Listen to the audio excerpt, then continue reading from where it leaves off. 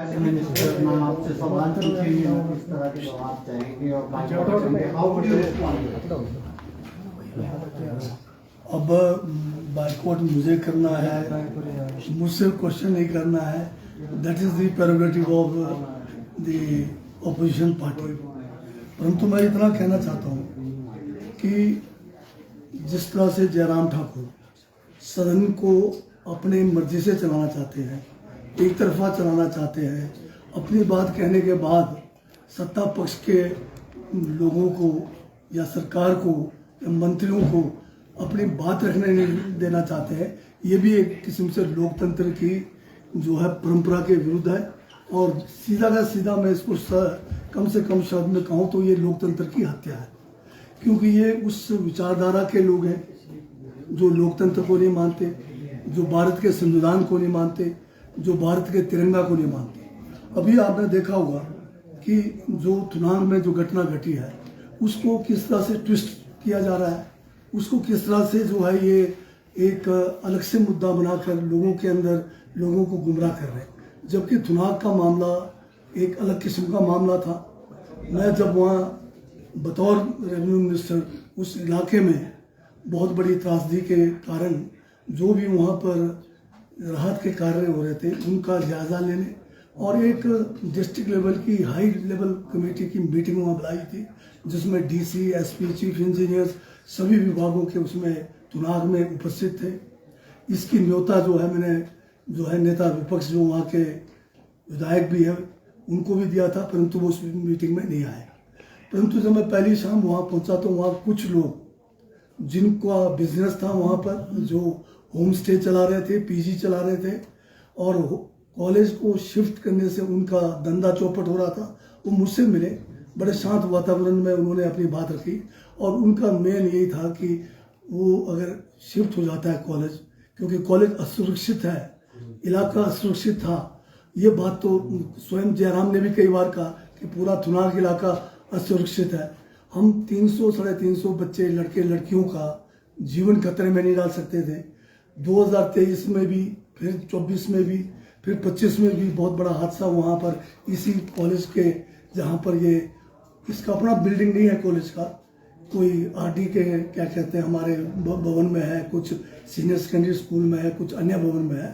तो इन सब बच्चों के सुरक्षा को ध्यान में रखते हुए, उनकी पढ़ाई में जो है उसके जो है एकेडमिक ईयर को जो ध्यान में रखते हुए, उनके पेपर्स को ध्यान में रखते हुए सरकार ने फैसला किया कि इनको फिलहाल जो है किसी और जगह पे शिफ्ट किया जाए। तो वो बार बार यही कह रहे थे कि हमारा बिजनेस चौपट हो जाएगा, हमें यहाँ पर जो है बच्चों को, बेशक वो तो इतना भी कह रहे थे कि 2-3 महीने कहीं फ्री में भी जो है अन्य इलाके में रखेंगे, परंतु बच्चे जो वहाँ पर पढ़ रहे हैं, लड़के लड़कियाँ, उनके अभिभावक और खुद जो है शिमला के माननीय मुख्यमंत्री और मुझसे भी मिले, यूनिवर्सिटी के जो है वाइस चांसलर सबसे मिले कि हम वहाँ नहीं जाएंगे, हमें जो अपने जीवन की सुरक्षा का जो है सवाल है, हमारी पढ़ाई में भी वहाँ पर कोई खास मतलब हमें जो है अच्छा मिल नहीं रहा है, क्योंकि रोज़ हमें डर के साए में रहना पड़ता है। इन बात को ध्यान में रख के हमने इसको शिफ्ट किया, करने का फैसला लिया। सुबह फिर मिलना चाह रहे थे, 7 बजे से मैं जो है टूर पर गया, तो मैंने कहा जब मैं टूर से वापस आऊँगा तो मुझे मिल लीजिए। मैं जब जो है पूरा जंजैली और थुनाग का काफ़ी इलाका मैं घूम कर आया, वहाँ पर छोटी छोटी सभाएं की, लोगों से उनका दुख दर्द को जाना। जब वापस जा रहा था तो ये जो है जंजैली में शायद रिमोट कंट्रोल से कुछ लोगों को मेरे खिलाफ उकसाने का प्रयास किया होगा। 15-1 लोग जो है रोड के किनारे खड़े होके हाथ में काले कपड़े लेके नारे लगा रहे थे कि वो कह रहे थे कि मुझे गो बैक या पता नहीं, मैं तो गाड़ी से निकल गया था। तो पहले बार तो उन्होंने ये किया। उसके बाद फिर जो है एक वहाँ पर लंबी थाच है जो थुनाग से 3-4 किलोमीटर की दूरी है, जहाँ 400 बच्चों का कॉलेज है, 150 बच्चों का सीनियर सेकेंडरी स्कूल है, 56 बच्चों का प्राइमरी स्कूल है। ये सारे जो भवन थे वो बुरी तरह से जो है उनका निचला मंजिल जो है दाग भर गया हुआ था। वहाँ पर कोई भी जो है वहाँ नहीं गया था। जयराम जी 29 दिन बोलते हैं, ये स्वयं इस जगह पे नहीं गए थे। मैं वहाँ जाकर सारी व्यवस्था की, LNT मंगाकर कॉलेज का जो पानी आ रहा था अंदर उसको डाइवर्ट करने का काम कराया, JCB लगाकर सफाई का काम कराया। तो मुझे समय काफ़ी लग गया। तो मुझे SP का फ़ोन आया कि बहुत सारे लोग हैं, 30-50-60 के करीब, जो मुझसे मिलना चाहते हैं, रेस्ट हाउस में है। तो मैंने कहा उनको वहाँ इंतज़ार करने को कहिए, मैं आके बात सुनता हूँ उनकी। परंतु उस बीच में मौसम खराब हो गया और तेज बारिश पड़ने लगी। तो मैंने कहा कि इन लोगों को जो है फोन पे कहा कि इनको रेस्ट हाउस के अंदर बिठा दो, अंदर बैठ के बात कर लेंगे। जब मैं पहुंचा वहां पर करीब 3:30-4 बजे के करीब, फिर मैंने इनके साथ पूरी बातचीत की। इन्होंने एक रिप्रेजेंटेशन भी दिया। तो मैंने कहा ये सारा मामला जो कॉलेज को शिफ्ट करने का, मैं सरकार के अंदर इसको जाके बात रखेंगे।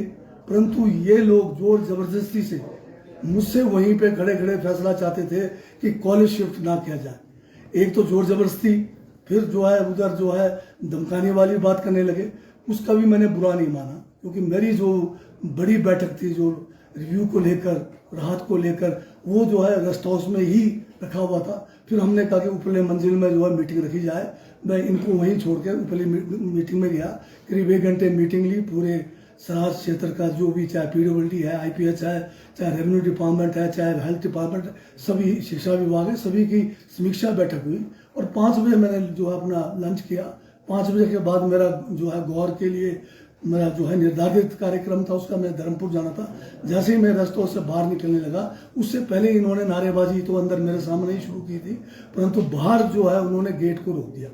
तो मैं फिर जो है रेस्ट हाउस में बैठा आधा घंटा। मैंने कहा इनको, जो SP और DC मौके पे थे, तो उनकी कोशिश के बावजूद भी उन्होंने जो है रास्ता क्लियर नहीं किया। बाद में थोड़ा सा रास्ता निकला गाड़ी में अंदर जाने लायक। मैं गाड़ी में जैसे बैठा, गाड़ी के आगे कुछ महिलाओं को किया, कुछ पुरुष आगे, गाड़ी को जाने नहीं दिया। उसके बाद जो जेब में झंडे नहीं थे इनके पास, काले कपड़े जेब में रखे हुए थे, उनको उठा उठा के उन्होंने गाड़ी पर पटकना शुरू किया। बड़ी मुश्किल से पहले गेट से निकल के सेकंड गेट पे गया। सेकंड गेट को फिर इन्होंने ब्लॉक कर दिया, गाड़ी को बाधित किया जाने से मुझे। फिर जो है जिस गाड़ी के ऊपर तिरंगा लगा था, उस तिरंगे के ऊपर ये सारे कपड़े फेंकेंगे। फिर मैं वहां से मुश्किल से 50 मीटर और आगे गया। सिराज का दुख जो है कम है। मैंने सिर्फ इतना कहा कि जयराम जो है, अब जो है जूते में जब जो है कांटा पड़ गया तो कुछ ज्यादा मतलब मचल रहे हैं। अब दिल्ली जाने की बात कर रहे हैं। मैंने ये कहा कि दिल्ली 2023 में भी हमने कहा चलो, तब नहीं गए। अब दिल्ली जाने, तो मैंने कहा जब अपने जूते में कांटा लगा है तब दिल्ली जाने की बात कर रहे हैं। तो ये बातें जो है बाहर जाके कुछ कहना, अंदर कुछ कहना। अंदर मैंने कोई ऐसी बात नहीं की जिससे जो है इनको जो है इतना जो है जो अंदर इन्होंने अपनी बात रखी। स्पीकर साहब ने उसके ऊपर रूलिंग दे दी और उनका पॉइंट ऑफ ऑर्डर को रिजेक्ट कर दिया। रूलिंग के बाद भी उसको प्रोटेस्ट करते हुए ये लोग जो है चले गए, बल्कि मुझे अपना पक्ष रखने का मौका नहीं मिला। उसके बावजूद मैं इतना कहना चाहता हूँ, इन्होंने कहा कि ये जो है तिरंगे का अपमान नहीं था।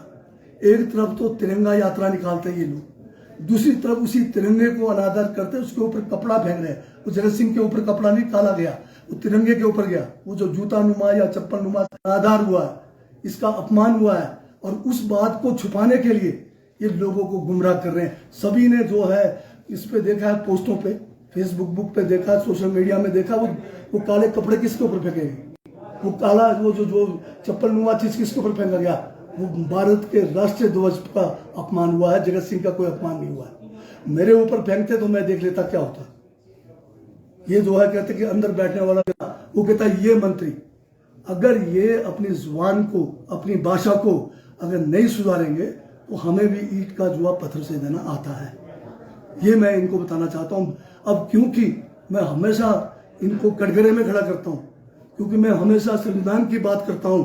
ये क्योंकि संविधान को नहीं मानते, ये जो है रीजन को नहीं मानते, केवल जो है जवाब जो है जो संविधान के तहत है, जो सच्चाई है वो बोलने से कभी पीछे नहीं रहूंगा। ना कोई इनके जो